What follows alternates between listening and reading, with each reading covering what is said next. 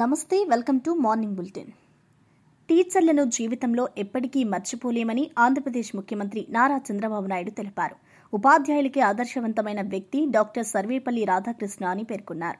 ఉపాధ్యాయుడిగా ప్రారంభించి భారతదేశ రాష్ట్రపతిగా ఎదిగిన రాధాకృష్ణ గారి జీవితం అందరికీ ప్రేరణగా నిలుస్తుందని గుర్తు చేశారు. ఆయన జయంతిని గురు పూజోత్సవంగా జరుపుకోవడం ఉపాధ్యాయుల పట్ల ఉన్న గౌరవానికి ప్రతీక అని సీఎం చంద్రబాబు అన్నారు. ఎప్పుడు మా వాళ్ళు చెప్తా ఉంటారు, రేణిగుంట స్కూల్లో టీచర్గా పనిచేశాడని. తర్వాత ఆంధ్ర యూనివర్సిటీలో వైస్ ఛాన్సలర్గా పనిచేశాడు. ఆయన ప్రతిభ ఆయన అంచెలంచెలుగా భారతదేశ ఉపరాష్ట్రపతిగా, అదే సమయంలో భారతదేశ రాష్ట్రపతిగా ఎంపిక చేసే వరకు వచ్చారు. అదే సమయంలో చాలామందిని మర్చిపోతాం, కానీ కొంతమందిని చరిత్ర ఎప్పుడు మర్చిపోదు. అందుకే టీచర్ అంటే టీచర్లకే ఆదర్శవంతమైన వ్యక్తి రాధాకృష్ణ. కాబట్టి మనం టీచర్ డే ఆయన పేరుతో గురు పూజోత్సవం జరుపుకుంటున్నాం. ఆయన ఒక మాట చెప్పాడు, విద్య యొక్క లక్ష్యం సంపాదనే కాదు, విద్య వివేకాన్ని, విమర్శనా శక్తిని అందించాలి. అక్షర జ్ఞానం అజ్ఞానాన్ని తొలగిస్తుంది అని డాక్టర్ రాధాకృష్ణ గారు చెప్పారు. ముఖ్యమంత్రి రేవంత్ రెడ్డి గత బీఆర్ఎస్ ప్రభుత్వంపై తీవ్ర విమర్శలు గుప్పించారు. కాళేశ్వరం ప్రాజెక్టు కూలేశ్వరం అయిందని ఆయన ఘాటు వ్యాఖ్యలు చేశారు. నెహ్రూ కాలం నుంచి తర్వాత వచ్చిన అనేక మంది ముఖ్యమంత్రులు నిర్మించిన ప్రాజెక్టులు నేటికి బలంగా నిలిచాయని గుర్తు చేశారు. కానీ 1,00,000 కోట్లు ఖర్చు చేసిన కాళేశ్వరం ప్రాజెక్టు 3 ఏళ్లలోనే కూలిపోవడం బీఆర్ఎస్ పాలనా వైఫల్యానికి నిదర్శనమని రేవంత్ రెడ్డి పేర్కొన్నారు. ప్రజలకు అందుబాటులోకి తీసుకురావాలి. మంత్రివర్గ సహచరులు నాకు ఒక సూచన, హెచ్చరిక చేసిండ్రు. వాళ్ళని పూర్తిగా దుర్మార్గంగా వాళ్ళ మీద ఒక ముద్ర వేసింది గత ప్రభుత్వం. ఇవాళ దుర్మార్గమైన ముద్ర ఎంత పాతుకుపోయిందంటే మీరు చెరిపేసినా చెరగనంత బలంగా వాళ్ళు ముద్రేసిండ్రు, పచ్చబొడిసినట్టు. మరి ఈ వ్యవస్థను మీరు పునరుద్ధరిస్తే మళ్ళీ ప్రజలకు ఇబ్బంది జరుగుతుంది, రైతులకు కష్టం వస్తుంది, రైతులకు నష్టం జరుగుతుందని ఆ ప్రభుత్వం మిమ్మల్ని ప్రచారం చేస్తారు కదా. దీన్ని ఏ విధంగా ఎదుర్కొంటారని నన్ను సహచర మంత్రివర్గ సభ్యులు అడిగినారు. అంటే నేను ఒక మాట చెప్పిన, ప్రభుత్వంలో ఎంతోమంది ముఖ్యమంత్రులు అయినారు, ఎన్నో ప్రాజెక్టులు కట్టారు. పండిత్ జవహర్లాల్ నెహ్రూ గారు మొదలుపెట్టిన మన నాగార్జున సాగర్, శ్రీశైలం, శ్రీరామ్ సాగర్ లాంటి ప్రాజెక్టులు, ఆ తర్వాత ముఖ్యమంత్రులుగా వచ్చిన వాళ్ళు కట్టిన భీమా, నెట్టంపాడు, కోయిల్ సాగర్ ఇలాంటి ఎన్నో ప్రాజెక్టులు కట్టిండ్రు. వాళ్ళందరూ ప్రాజెక్టులు కట్టిండ్రు. ఆ ప్రాజెక్టులు ఈ రోజుకు ఉన్నాయి. మరి గత పాలకులు కట్టిన కాళేశ్వరం కూలేశ్వరం అయింది కదా. కూలిపోయిన కాళేశ్వరాన్ని చూపించి ఆ పార్టీని రద్దు చేస్తారా, లేకపోతే వాళ్ళందరినీ వీళ్ళని తొలగించినట్టు మొత్తం ఉద్యోగాల నుంచి తొలగించడానికి అవకాశం ఉందా అని నేను అడిగిన. నిజంగానే చిన్నదో పెద్దదో తప్పు జరిగితే మొత్తం వ్యవస్థనే రద్దు చేసిండు. 1,00,000 కోట్లు ఖర్చు పెట్టిన కాళేశ్వరం కట్టడం, కూలడం 3 ఏళ్లలోనే జరిగిపోయింది. మరి వాళ్ళనేమనాలి, వాళ్ళకేం శిక్ష విధించాలనో నేను కాదు, ఈ ప్రశ్న నేను అడగను. వేలాది మంది గ్రామ పాలన అధికారులు గ్రామాన వాళ్ళే అడుగుతారు, వాళ్ళే సమర్థించుకుంటారు, వాళ్ళే పేదలకు సేవలు చేస్తారు, వాళ్ళే రైతుల సమస్యల్ని పరిష్కరించే బాధ్యత తీసుకుంటారు. ఎందుకంటే ఎంతో వ్యతిరేకత వారు కల్పించిన ఈరోజు మా రెవెన్యూ శాఖ మంత్రి బలంగా వాదించి ఈరోజు ఈ వ్యవస్థను పునరుద్ధరిస్తున్నాడు. ఇవాళ పూర్తి బాధ్యత రెవెన్యూ మంత్రి పొంగులేటి శ్రీనివాసరెడ్డి గారు మీ తరఫున వకాల్తు తీసుకున్నాడు. నాకు వారి పట్ల మీ పట్ల సంపూర్ణమైన విశ్వాసం ఉన్నది, నమ్మకం ఉన్నది. తెలంగాణ సాధనలో భాగస్వాములైన మీరు, ప్రజాపాలన అధికారంలోకి రావడానికి భాగస్వాములైన మీరు ఈ ప్రభుత్వానికి చెడ్డ పేరు వస్తే నాకు, మీకు, మీ సోదరుడు పొంగులేటి శ్రీనివాసరెడ్డి గారికి కూడా చెడ్డ పేరు కాదా? ఇవాళ అందుకే ఏ చెడ్డ పేరు రాకుండా ఖచ్చితంగా మంచి పరిపాలన అందించి భూభారతి చట్టాన్ని అమలు చేయడమే కాదు, సాదా బైనామాలను కూడా ఎక్కడ వివాదాలకు తావు లేకుండా ఖచ్చితంగా మా గ్రామ పాలన అధికారులు అమలు చేస్తారని మంత్రివర్గానికి నేను హామీ ఇచ్చిన. అందుకే మిత్రులారా, ఈ భూమితో చెలగాట మాడినోడు, ఈ భూమి మీద ఆధిపత్యం చెలాయించాలనుకున్నాడు కొమరం భీము నుంచి మొదలు పెడితే ఈనాటి ధరణి పోర్టల్ తీసుకొచ్చిన వాళ్ళ వరకు ఎవ్వరు కూడా ఈ భూమి మీద ఆధిపత్యాన్ని సాధించలేదు. అది అసాధ్యం, అది అసాధ్యం అని నేను ఈ సందర్భంగా తెలియజేయదలుచుకున్నా. ఏ గతి పట్టిందో నిజాం నవాబులకు, రజాకర్లకు, భూస్వాములకు, జాగీర్దారులకు, జమీందారులకు ఆనాటి సాయుధ రైతాంగ పోరాటంలో ప్రజలు ఏ విధంగా గుణపాఠం చెప్పినరో, ధరణి ముసుగులో దోపిడీకి పాల్పడాలనుకున్న వాళ్ళకు కూడా ప్రజాస్వామ్య పద్ధతిలో ఈనాడు మీరు గుణపాఠం చెప్పినరు. అందుకే ప్రజాపాలన వచ్చింది.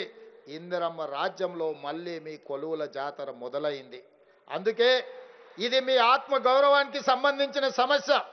ఇది ఉద్యోగం కాదు, ఇది భావోద్వేగం. మిమ్మల్ని చాలా సమాజం ముందు దోషులుగా నిలబెట్టే విధంగా చిత్రీకరించారు. ఇవాళ వాళ్ళకున్న అధికారాన్ని, ఆ రోజు ఉన్న టీవీలు, పేపర్లను అన్నిటిని అడ్డం పెట్టుకొని మీ మీద రోజుల కొద్దీ విష ప్రచారాలు కల్పించి మిమ్మల్ని దోషులుగా తెలంగాణ సమాజం ముందు నిలబెట్టే ప్రయత్నం చేసిండ్రు.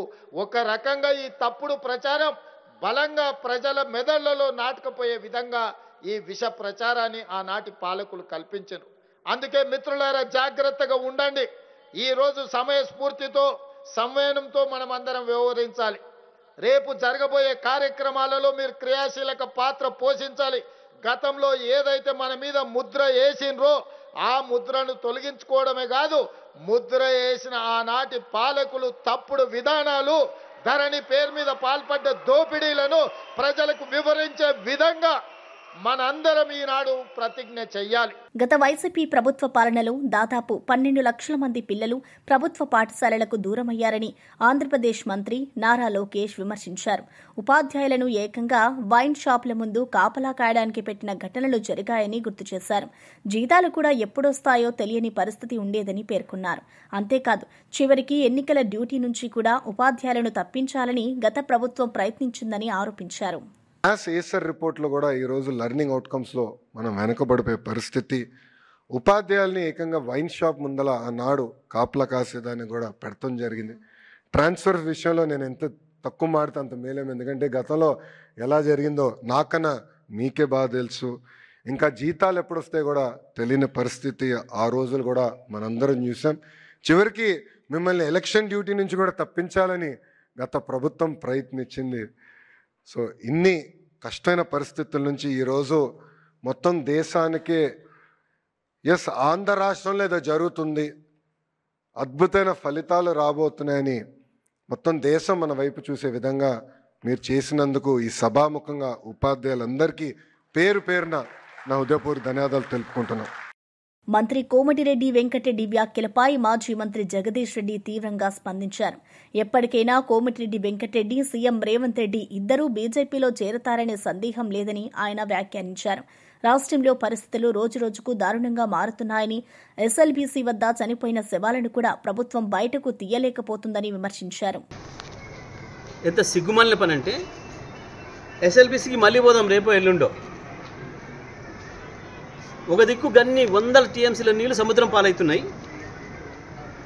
నల్లగొండ గడ్డ పైన ఎస్ఎల్బీసీ ఉదయ సముద్రం ఖాళీగా ఉంది. ఒక గళ్ళ దునుకొచ్చి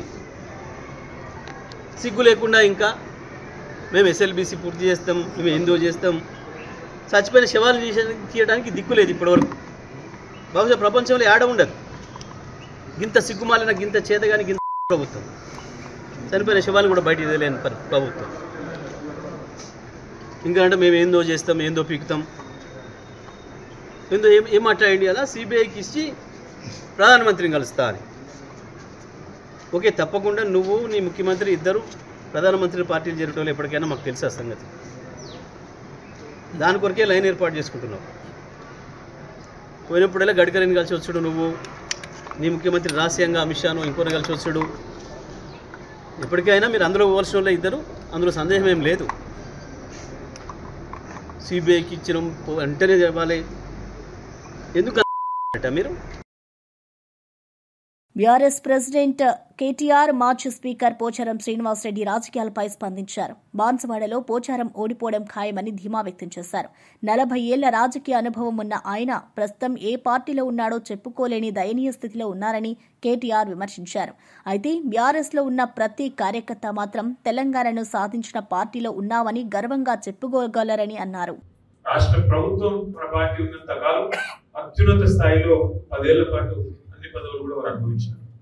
పార్టీ ఓడిపోయిన తర్వాత కూడా పార్లమెంట్ ఎన్నికలకు ముందు ఆయనకే పెద్దపీట వేసి ఆయననే మరి ఒక 5-6 ముఖ్య సీనియర్ నాయకులతో ఆయన్ని, కడియం శ్రీహరి గారిని, కేశవరావు గారిని, హరీష్ రావు గారిని, నిరంజన్ రెడ్డి గారిని ఇట్లా సీనియర్లతో ఒక కమిటీ లాగా వేసి పెద్ద కేసీఆర్ గారు అన్నాడు సమీక్షా సమావేశాలు పార్లమెంట్ల వారీగా నిర్వహించమంటే నిర్వహించాం. అప్పుడు కూడా అందరికంటే ఎక్కువ గట్టిగా మాట్లాడి పోచారు కాదు, ఏం కాదు, ఇట్లాంటివి చాలా చూసినాం, తప్పకుండా మళ్ళీ తిరిగి మనం ఒక గోడకి బంతి కొడితే ఎంతైతే వేగంగా ఎక్కువ వస్తాం అంతకంటే వేగంగా వస్తాం మేము అని చాలా గొప్పగా చెప్పింది పోచారు. అట్లాగే కేసీఆర్ గారు తిమ్మాపూర్ లో ఉండే తిరుమల తిరుపతి దేవస్థానానికి వచ్చినప్పుడు ఆ రోజు అందరి ముందు, ప్రజల ముందు కట్టే కాలే వరకు మీ నాయకత్వంలో నడుస్తామని మాటించి దేవుడి సాక్షిగా పెద్ద ఆయన ఎందుకు మాట తప్పినారో నాకు తెలియదు. కానీ మొత్తానికి ఈ రోజు కాంగ్రెస్ పార్టీలో చేరినారు. వాళ్ళ దురవస్థ ఏంటి అంటే పోచారం గారిది, ఆయన ఇవాళ ఏ పార్టీలో ఉన్నారు మీరు అని చెప్తే విలేకరులు అడిగితే చెప్పుకోలేని దురవస్థలో ఉన్నాడు. ఎందుకు? ఒకటే కారణం, ఇవాళ స్పీకర్ గారి దగ్గర విచారణ జరుగుతుంది. డిస్క్వాలిఫికేషన్ పిటిషన్ ఎదుర్కొంటున్నారు. ఎమ్మెల్యే పదవి పోతుంది నీ కాంగ్రెస్ లో ఉన్నా అంటే, అందుకే ఇంకా టీఆర్ఎస్ లో ఉన్నా చెప్తున్నారు వచ్చి స్పీకర్ గారి దగ్గరికి వచ్చి. కానీ ఒకటి మాత్రం పక్క, ఇవాళ ఆయన ఏం చెప్పినా, ఎన్ని రకాలుగా తిమిని పంపిణీ చేసే ప్రయత్నం చేసినా రాబోయే 6 నుంచి 9 నెలల కాలంలో బాన్సువాడలో ఉప ఎన్నిక వచ్చేది ఖాయం.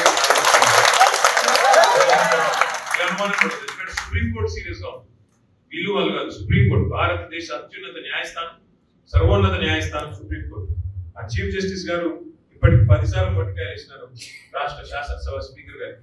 మీరు వెంటనే నిర్ణయం తీసుకోండి అని 3 నెలల గడువు పెట్టినారు. మరి 3 నెలల గడువు కూడా ముంచుకొస్తున్నది. మొన్న జూలై ఆఖరిలో పెట్టినారు, ఆగస్ట్ అయిపోయింది, 1 నెల అయిపోయింది, ఇంకో 2 నెలల్లో స్పీకర్ గారు కూడా నిర్ణయం తీసుకోవాలి. వాస్తవం ఏంటంటే కాంగ్రెస్ ప్రభుత్వం వచ్చిన తర్వాత 21 నెలలు నిండి, ఈరోజు 5వ తారీఖు అనుకుంటాం, 2 రోజులు అయితే 21 నెలలు నిండి 22వ నెలలో అడుగు పెడతా ఉంది. ఎట్లా ఉంది పరిస్థితి అంటే ఇవాళ కాంగ్రెస్ పరిపాలన, కాంగ్రెస్ ప్రభుత్వం వచ్చిన తర్వాత రేవంత్ రెడ్డి గారి వ్యవహారం ఎట్లుందంటే ఎవరు ఊహించరు.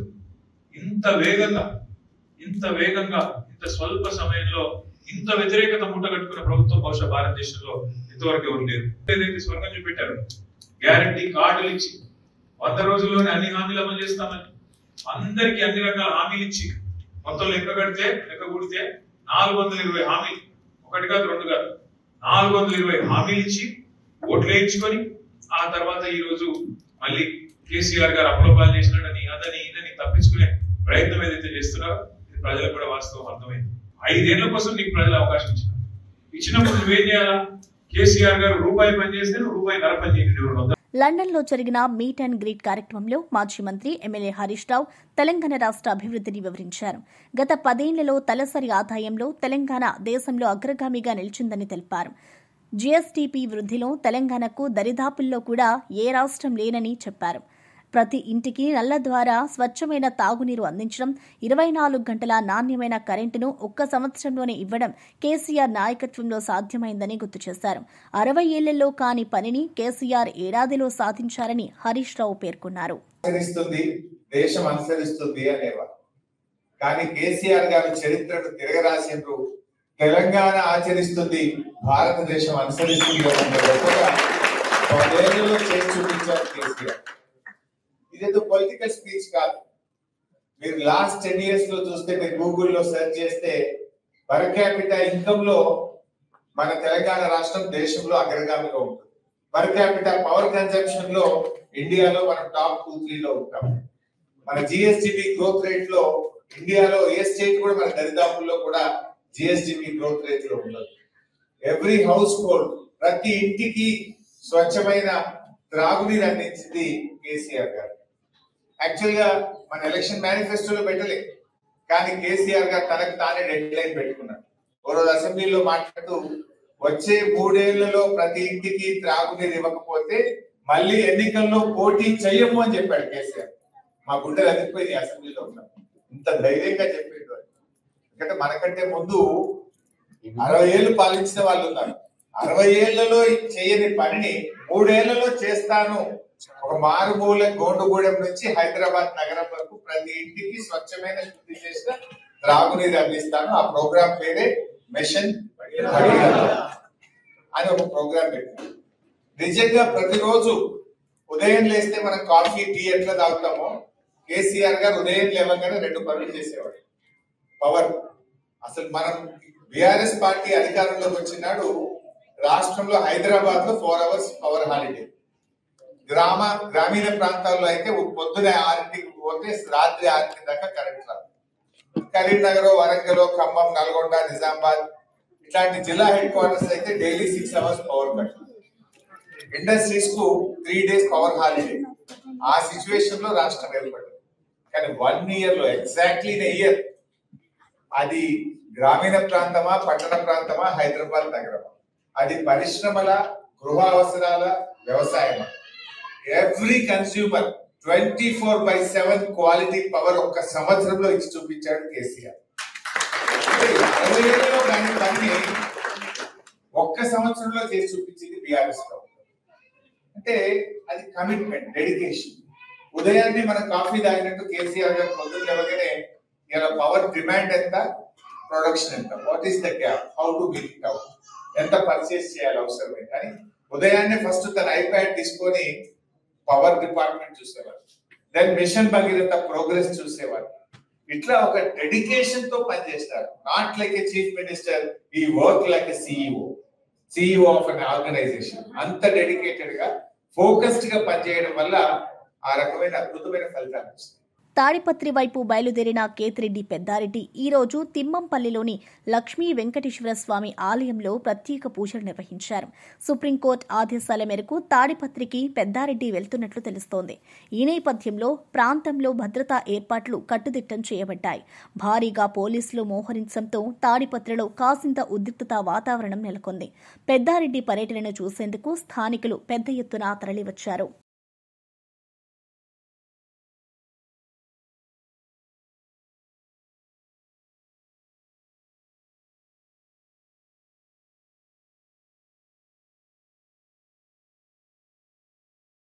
హైదరాబాద్ ఖైరతాబాద్ బడా గణేష్ శోభయాత్ర ఈరోజు భక్తుల సందడి మధ్య ప్రారంభమైంది. వేలాది మంది భక్తులు మహాగణపతిని దర్శించుకోవడానికి శోభయాత్రలో పాల్గొనడానికి తరలివచ్చారు. భారీ బడా గణేష్ విగ్రహం Rajdoot hotel, telephone Bhavan, secretariat మీదుగా ట్యాంక్ బండ్ వైపు ప్రయాణిస్తోంది.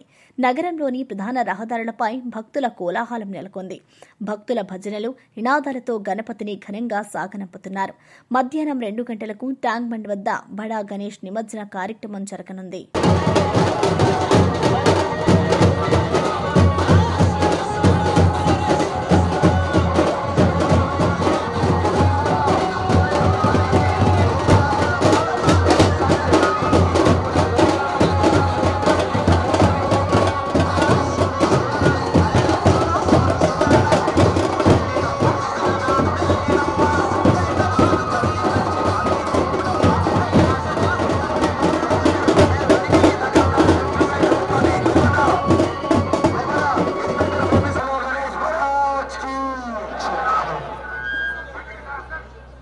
కాసేపట్లో గణేశోత్సవ కమిటీ అధ్యక్షుడు దానం నాగేందర్ గారు విచ్చేస్తున్నారు.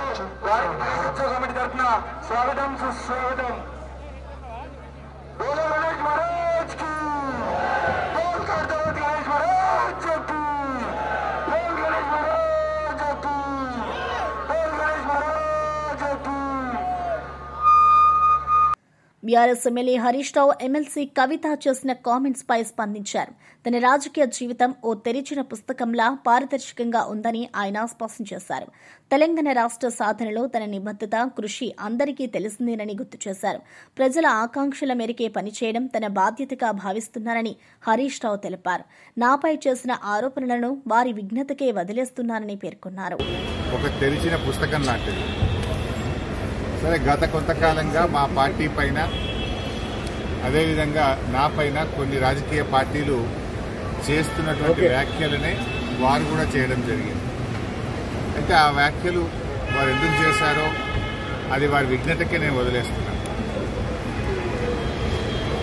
కేసీఆర్ గారి నాయకత్వంలో గత 2.5 దశాబ్దాల కాలంగా ఒక క్రమశిక్షణ కలిగిన కార్యకర్తగా రాష్ట్ర సాధనలో, రాష్ట్ర అభివృద్ధిలో నేను చూపిన నిబద్ధత, నా పాత్ర అందరికీ తెలిసినటువంటిది. ఈరోజు రాష్ట్రంలో ఎరువులు దొరకక ఒకవైపు రైతులు గోసపడతా ఉన్నారు, మరొక వైపు వరద ప్రాంతాల ప్రజలు అనేక ఇబ్బందుల్లో ఉన్నారు. కేసీఆర్ గారు దశాబ్ద కాలం ఎంతో కష్టపడి నిర్మించిన వ్యవస్థలను ఇటువంటి పరిస్థితుల్లో కష్టాల్లో ఉన్న ప్రజల్ని ఆదుకునే విషయంలో, తెలంగాణ ద్రోహుల చేతుల్లో నుంచి ఈ రాష్ట్రాన్ని కాపాడుకునే విషయంలో మా దృష్టి అంతా ఉంటుంది. మేము ఈ రాష్ట్ర సాధనలో పోరాటం చేసిన వాళ్ళం, ఈ రాష్ట్రాన్ని కాపాడుకోవడంలో బాధ్యత కలిగిన వాళ్ళం. మా సమయాన్ని అంతా కూడా దాని మీదనే మేము వెచ్చిస్తాం. తప్పకుండా కేసీఆర్ గారి నాయకత్వంలో తిరిగి బీఆర్ఎస్ పార్టీని అధికారంలో తెచ్చుకొని ఈ ప్రజలు పడుతున్న కష్టాలను తొలగించడానికి అందరం కలిసికట్టుగా. ఆరోగ్యశ్రీ పథకం మొదట్లో ఇన్సూరెన్స్ మోడల్లో ప్రారంభించడంతో అనేక ప్రాక్టికల్ సమస్యలు తలెత్తుతాయని మాజీ మంత్రి సిదిరి అప్పలరాజు గుర్తు చేశారు. ఆ కారణంగానే ప్రభుత్వం ఆరోగ్యశ్రీ ట్రస్ట్ని ఏర్పాటు చేసి దాని ద్వారా పథకాన్ని సమర్థవంతంగా అమలు చేస్తుందని తెలిపారు. ఈ విధానం దేశమంతటా విభిన్న పేర్లతో అమలవుతుందని, ఆయుష్మాన్ భారత్ కూడా అదే తరహాలో ఉన్న పథకమేనని ఆయన పేర్కొన్నారు. ఏంటి ఆ ప్రాక్టికల్ ప్రాబ్లమ్స్? ఆ ఇన్సూరెన్స్ కంపెనీ వాడు ఓ పట్టాన క్లెయిమ్ యాక్సెప్ట్ చేయడు, కొన్ని రకాల జబ్బులను యాక్సెప్ట్ చేయడు. ఒకవేళ క్లెయిమ్ యాక్సెప్ట్ చేసినా హాస్పిటల్ టైంకి క్లెయిమ్ రియంబర్స్ చేయడు. టైంకి హాస్పిటల్ క్లెయిమ్ రియంబర్స్ చేయనప్పుడు ఆ పర్టికులర్ కన్సర్న్ ఎంపానల్ హాస్పిటల్ ఫర్దర్గా యాక్సెప్ట్ చేయడం లేదు క్లెయిమ్స్. ఇన్సూరెన్స్ మోడ్లో కంటే ఆరోగ్యశ్రీ కింద పేషెంట్ టేకప్ చేయడం లేదు. అండ్ మోర్ ఓవర్ చాలా కాస్ట్ అవుతుంది కూడా. ఇన్సూరెన్స్ ప్రీమియం ఎక్కువ, వాళ్ళ నుంచి ప్రజలకు వచ్చేటటువంటి సర్వీసెస్, క్వాలిటీ సర్వీసెస్ అనుకున్న స్థాయిలో ఉండడం లేదని దాన్ని మళ్ళీ ఒక ట్రస్ట్ మోడల్లోకి మార్చారు. అదే ఆరోగ్యశ్రీ ట్రస్ట్ స్టేట్ గవర్నమెంట్ ఆధ్వర్యంలో పెట్టుకొని దానికి ఒక సీఈఓని పెట్టుకొని ట్రస్ట్ మోడ్లో అక్రాస్ ది స్టేట్ చాలా చక్కగా ఇంప్లిమెంట్ చేసినారు. ఈ మోడల్ని దేశం మొత్తం కూడా తర్వాత ఇంప్లిమెంట్ చేసుకుంది. ఒక్కొక్క పేరు పెట్టుకొని ఈ ఆరోగ్యశ్రీని అక్రాస్ ది నేషన్ టేకప్ చేశారు.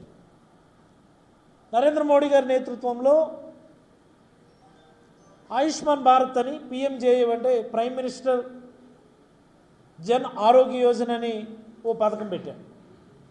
వాళ్ళు స్టేట్ గవర్నమెంట్స్కి ఆ ఫ్లెక్సిబిలిటీ ఇచ్చారు.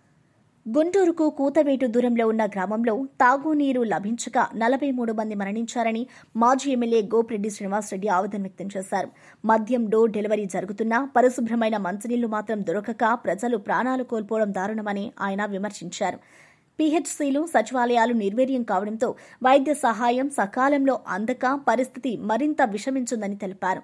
ఈ ఘటనకు ప్రభుత్వం పూర్తి స్థాయిలో బాధ్యత వహించాల్సిందేనని గోపిరెడ్డి డిమాండ్ చేశారు. 15 కుటుంబాలని స్వయంగా అందరం కూడా వెళ్లి పరామర్శించడం జరిగింది.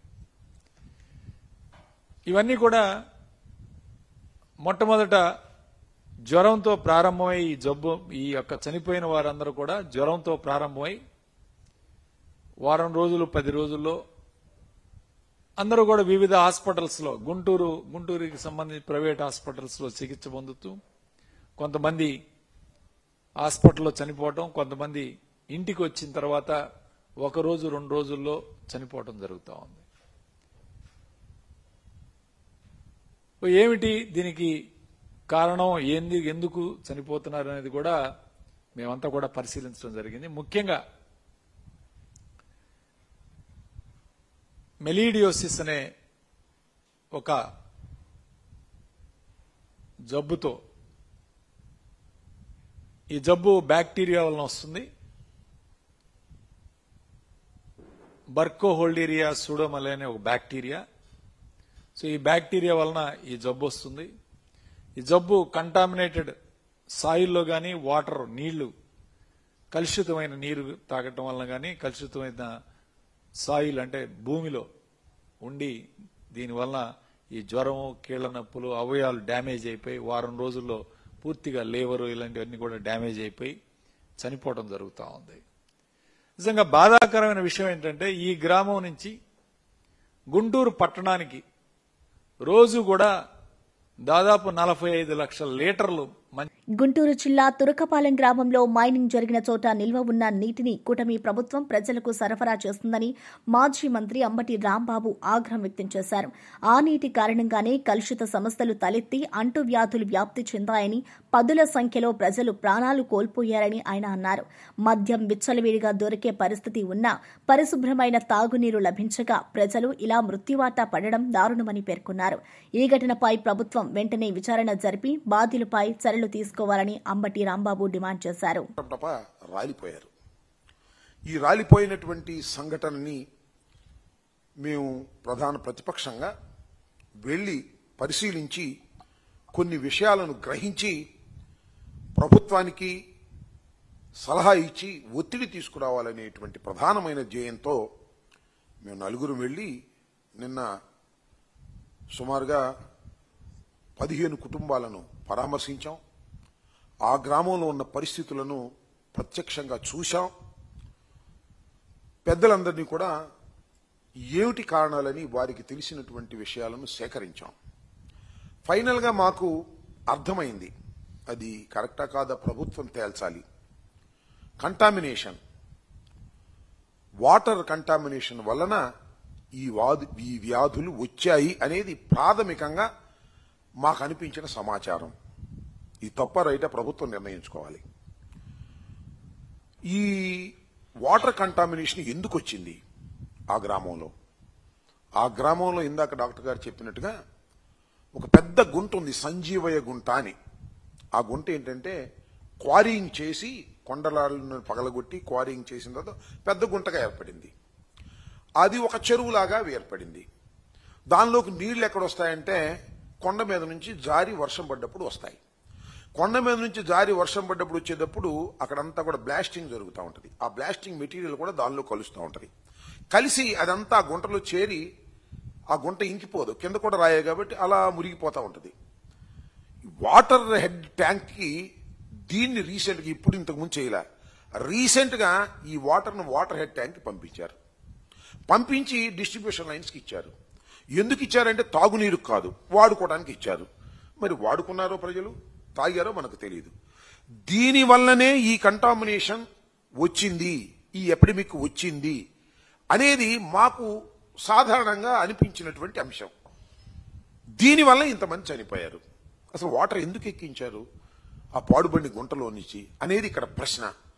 దీని మీద ఎంక్వైరీ చేయవలసినటువంటి బాధ్యత ప్రభుత్వానికి ఉంది.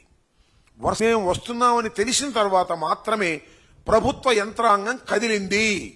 నిన్న ఉదయమే ఎమ్మెల్యే గారు వెళ్ళారు. ఇవాళ ఏదో ఎంపీ గారు, మరి ఆరోగ్య శాఖ మంత్రి గారు వెళ్తున్నారు అన్నారు. ఎంతవరకు వెళ్లారో మాకు తెలియదు. అక్కడ పరిస్థితులన్నీ మేము గమనించింది ఏమిటంటే ప్రధానంగా అక్కడ ఒక పల్లె వెళ్ళాం. అక్కడ ఒక మహిళ చెప్పింది, ఏమండి ఈ వైఎస్ఆర్ ప్రభుత్వం ఉన్నప్పుడు మా ఊళ్ళో బెల్ట్ షాప్ ఒకటి కూడా లేదండి, ఇప్పుడు మా ఊళ్ళో 5 బెల్ట్ షాపులు ఉన్నాయి, 3 మా పల్లెలోనే ఉన్నాయి, టపటపా దొరుకుతుందండి మద్యం, మంచిలు అయితే దొరకటం లేదండి అనేటువంటి ఆవేదన ఆమె వ్యక్తం చేసింది. దీన్ని బట్టి మాకు అర్థమవుతుంది ఏంటంటే మందు మాత్రం విచ్చలవిడిగా ఇస్తున్నారు, మంచినీళ్లు మాత్రం ఇవ్వడం లేకపోతున్నారు. కేవలం ఆ ట్యాంకులోంచి వచ్చేటటువంటివే కొనుక్కోవాలన్నా కూడా పేద ప్రజానీకం కొద్దిగా ఇబ్బంది పడుతున్నటువంటి సందర్భం. నేను ఇక్కడ ఒకటి గుర్తు చేస్తాను మీ అందరికీ కూడా. చంద్రబాబు నాయుడు గారు చాలాసార్లు చెప్పాడు, గుర్తుంది కదా, బెల్ట్ షాప్ పెడితే బెల్ట్ తీస్తా అన్నాడు. మరి బెల్ట్ తీసిన సందర్భమే లేదు. నిజంగా ఎందుకు ఈ విషయాన్ని ఇక్కడ ప్రస్తావన చేస్తున్నానంటే మందు బాబులకు ఈజీగా ఇన్ఫెక్షన్ వస్తుంది, షుగర్ ఉన్న వాళ్ళకి ఈజీగా ఇన్ఫెక్షన్ వస్తుంది. ఈ వస్తున్నటువంటి వాటర్ కంటామినేషన్తో వాళ్ళు చనిపోవడానికి ఇది కూడా ఒక ప్రధానమైన కారణం అనేది అర్థమవుతా ఉన్నది. ఆరోగ్య శాఖ మంత్రి గారు రావాలి, దాన్ని పరిశీలించాలి అన్నాం. మరి వాళ్ళు వస్తామన్నారు, మరి వచ్చారో రాలేదో మాకు తెలియదు. That is our demand. Number 2, మీరు మంచినీళ్ళని ఫ్రీగా ఇవ్వండి. ఏది మినరల్ వాటర్ శుభ్రపరిచినటువంటి నీరుని కొంతకాలం ఆ గ్రామానికి ఎవరైతే చనిపోయారో పేద ప్రజానీకం వారికి కాంపెన్సేషన్ ఇవ్వండి. ఇది మానవ తప్పిదం వల్ల జరిగింది తప్ప వారి దురదృష్టం వల్ల జరగలేదు, ఇది సహజ మరణాలు కాదు అనేది నిర్ధారణ అవుతుంది. వారే చెప్తున్నారు, వారి పత్రికలే చెప్తున్నాయి.